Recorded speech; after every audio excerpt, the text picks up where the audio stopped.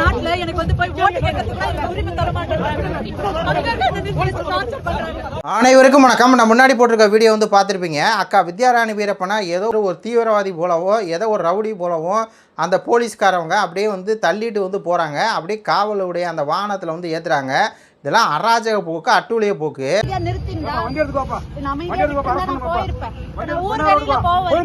அக்கா வந்து அப்படியே அழுகுறாங்க. பார்க்கறதுக்கு நம்மளுக்கு வந்து பதறுது.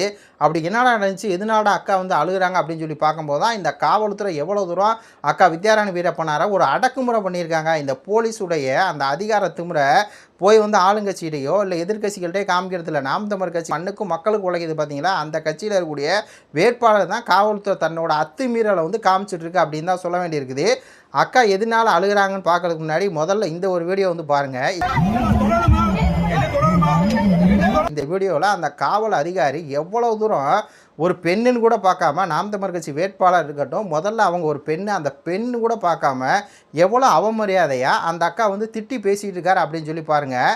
அங்கே வந்து சொல்கிறார், அங்கே வந்து அன்புமணி அவர் கூட்டம் நடக்குது அப்படின்னோடனே இன்னொரு கூட்டம் நடந்துகிட்ருக்கு, இந்த கூட்டத்துக்கு உங்களுக்கு வந்து வழி விட முடியாது, நீ வந்து போன்னு ஒருமையில் அக்கா வந்து பேசுகிறாரு. அதுக்கு அக்கா என்ன சொல்கிறாங்க அப்படின்னா, ஏங்க இந்த பக்கம் சைடாக வந்து வழி ஒதுக்கி விடுங்க, இன்றைக்கி தான் கடைசி நாள் பிரச்சாரம், நாங்கள் பாட்டில் போய் பிரச்சாரம் பண்ணிக்கிறேங்க அப்படின்னு சொல்லி அவ்வளோ தன்மையாக தான் கேட்குறாங்க. ஆனாலும் இவர் என்னென்னா, அப்படிலாம் விட முடியாது, போமா இஷ்டத்துக்கு பேசாதம்மா, போமா மரியாதைலாம் பேசாதம்மா, போமான்னு சொல்லி எடுத்தெறிஞ்சு பேசுகிறாரு.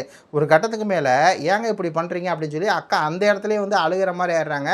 ஏங்க இப்படி அடக்குமுறை பண்ணுறீங்க, ஏங்க ஒடுக்குமுறை பண்ணுறீங்க, நானும் வேட்பாளருங்க, நான் வந்து பிரச்சாரம் பண்ணுங்க அந்த மேச்சேரி அப்படிங்கிற இடத்துல தான் அன்புமணி பிரச்சாரம் அந்த பக்கம் பண்ணிகிட்டு இருக்காரு. இந்த பக்கம் அக்கா வந்து பண்ணுறதுக்காக அவர் கூட்டத்துக்கு நடுவில் ஒன்றும் போக சொல்லலை, இந்த பக்கம் சைடில். ஏன்னா அதே அக்கா சொல்கிறாங்க, இதே இடத்துல அண்ணன் சீமான் அவர்கள் வந்து 2 வாரத்துக்கு முன்னாடி பிரச்சாரம் பண்ணியிருக்காரு அதே இடத்துல மேச்சேரியில்.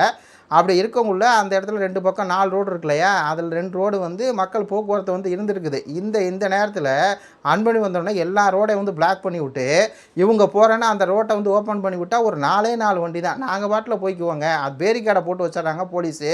அப்போ அனுமதி கேட்டால் நாங்கள் போய்க்கிறோங்க, அனுமதி கேட்டால் அனுமதி கொடுக்குறதில்ல, கேட்டால் இன்னொரு கட்சி கூட்டம் நடந்துகிட்ருக்கு சொல்லி அக்கா வித்யாராணி வீரப்பனாரை அவ்வளோ தூரம் அவமரியாதையாக பண்ணிகிட்டு இருக்காரு இந்த போலீஸ்காரு. உடனே அக்கா வந்து என்ன பண்ணுறாங்க, ஒரு கட்டத்துக்கு மேலே அழுது என்னை வந்து கைது பண்ணுங்க அப்படின்னு சொல்லி கையை நீட்டினா, கையை தான் அப்படி நீட்டுறாங்க. உடனே அந்த போலீஸ்காரர் அவ்வளோ அவமரியாதையாக எவ்வளோ தூரம் அவருக்கு இருக்குன்னு பாருங்கள். போலீஸ் அதிகாரியாக போயிட்டார், நம்ம எதுவும் சொல்ல முடியாது. இதே திமுக நம்ம இதுதான் ஆட்கள் இருந்தால் சொல்லியிருக்கோம், அதிமுக ஆட்கள் இருந்தால் சொல்லிக்கலாம். போலீஸு அதுக்கு இப்போ வந்து போலீஸ் வந்து திமுக கட்டுப்பாட்டில் இல்லை அப்படிங்கிறாங்க, அந்த இவங்க கட்டுப்பாட்டில் தான் இருக்குது, அதாவது தேர்தல் ஆணைய கட்டுப்பாட்டில் தான் இருக்குங்கிறாங்க. ஆனால் இந்த போலீஸ்காரை பொறுத்தவரையும் நல்லா தெரியுது அவர் திமுகவோட கைக்கூலியாக தான் இருப்பார் அப்படின்னு சொல்லி. இல்லாட்டினா வழியை விட்டுருக்கலாமே, அழகாக வழியை விட்டுருக்கலாமே. திமுக கைக்கூலியாக இருக்காரா இல்லை அந்த பக்கம் எடப்பாடியோட கைக்கூலியாக இருக்காரா என்னன்னு தெரில. மொத்தத்தில் அந்த இடத்துல அக்கா வந்து போகக்கூடாது அப்படின்னு சொல்லி அவ்வளோ தூரம் வந்து சண்டை போடுறாரு. அக்கா கைது பண்ணு அப்படின்னா கூட நான் கைதெல்லாம் பண்ண முடியாது, நீ போமா மரியாதைலாம் பேசாதமா, அது என்ன தொடாதமான்னு ஒரு காவல் அதிகாரி வந்து அக்காவை அவ்வளோ தூரம் வந்து டார்ச்சர் பண்ணுறாரு. அதுக்கப்புறம் இந்த வீடியோ நீங்கள் வந்து பார்த்துருப்பீங்க. அதில் அவ்வளோ தூரம் அக்கா என்ன பண்ணுறாங்கன்னா ரொம்ப அழுகுறாங்க. இது பண்ணாதீங்கன்னு சொல்லி என்ன பண்ணுறாங்கன்னா, ஒரு 10 பெண் போலீஸை தாட்டி விட்டு அக்கா வந்து தரன்னு இழுத்துக்கிட்டு அப்போ தான் அக்கா வந்து அழுதுகிட்டே வர்றாங்க. அதை பார்க்கக்குள்ள நம்மளுக்கு அவ்வளோ கஷ்டமாக இருக்குது. அவங்க அப்படி நான் என்ன தப்பு பண்ணிட்டேன், அப்படி என்ன பண்ணிட்டேன், எதுக்கியா போலீஸ்காரங்க என்னை போட்டு இவ்வளோ தூரம் அடக்குறீங்க, ஒரு ஜனநாயக நாடு, நான் வந்து ஓட்டு கேட்கணும், நான் ஒரு வேட்பாளர், நாம் தமிழர் கட்சியோட வேட்பாளர், என்னை ஏன் அடக்குறீங்க அப்படின்னு சொல்லி கேட்குறாங்க. அக்கா வந்து பேட்டி கொடுக்குறாங்க. உடனே அந்த பத்திரிகையாளர் கேட்குறாரு, இன்னொரு கட்சி கூட்டத்தில் நடந்துகிட்டு நீங்கள் போனீங்கன்னா எப்படிங்க, அனுமதி வாங்கினான்னு கேட்கும்போது அனுமதி வாங்கியிருக்காங்க. அக்கா சொல்கிறாங்க, நாங்கள் அனுமதி வாங்கியிருக்கோம், அனுமதி வாங்கி தான் போயிருக்கோம் அப்படிங்கிறாங்க. பாருங்கள், ஒரு பக்கம் அனுமதியும் கொடுத்துவிட்டு இன்னொரு பக்கம் அந்த பக்கம் போனால் அதை வந்து தடுத்துக்கிட்டு பேரிக்கேடை போட்டுக்கிட்டு ஆட்களை வந்து இது பண்ணிக்கிட்டு போலீஸை வந்து ஏவி விட்டுக்கிட்டு எவ்வளோ தூரம் ஒரு அடக்குமுறை வந்து அக்காவுக்கு வந்து நடக்குது அப்படின்னு சொல்லி பாருங்கள். அக்கா வந்து அதை தொடர்ந்து வந்து சொல்கிறாங்க, டே 1லேருந்து இன்றைக்கி மட்டும் இந்த டார்ச்சரில், இன்றைக்கி கடைசி நாள் மக்களை போய் சந்திக்கணும் அப்படின்னு சொல்லி அவங்க முயற்சி பண்ணுறாங்க. உடலைன்னா டே 1லேருந்து வண்டி எதுக்கிறதான் செக் பண்ணுறது, வண்டியில் அது இருக்கா இது இருக்கா, சீமான் வண்டியை பிடிச்சி செக் பண்ணாங்க பாருங்கள். அந்த மாதிரி ஒரு பக்கம் இங்கே பார்த்தீங்கன்னா இந்த கோவை தெற்குலையெல்லாம் எனக்கு தெரிஞ்சு நாங்கள் சொந்தக்காரங்களாம் நிறைய பேர் இருக்காங்க, நம்ம போக்குவரத்தில் இருக்குங்கிறது உங்களுக்கு தெரியும். கட்டுக்கட்டாக கரூர் கேங் வந்து பணம் இறக்குறேன், பரிசு பொருள் கொடுக்குறான். அதிமுக காரன்லாம் வந்து வீட்டுக்கு பரிசு பொருள் என்ன, அந்த கொடை, அப்புறம் வந்து தலைக்கு பிடிக்கிற கொடையிலேருந்து ஆரம்பித்து அந்த வீட்டு உபயோகப் பொருட்கள் எல்லாத்தையும் தட்டு முட்டை கிண்ணம் எல்லாம் கொடுக்குறான். அதெல்லாம் வந்து இந்த காவல்துறை எதையுமே பிடிக்காது.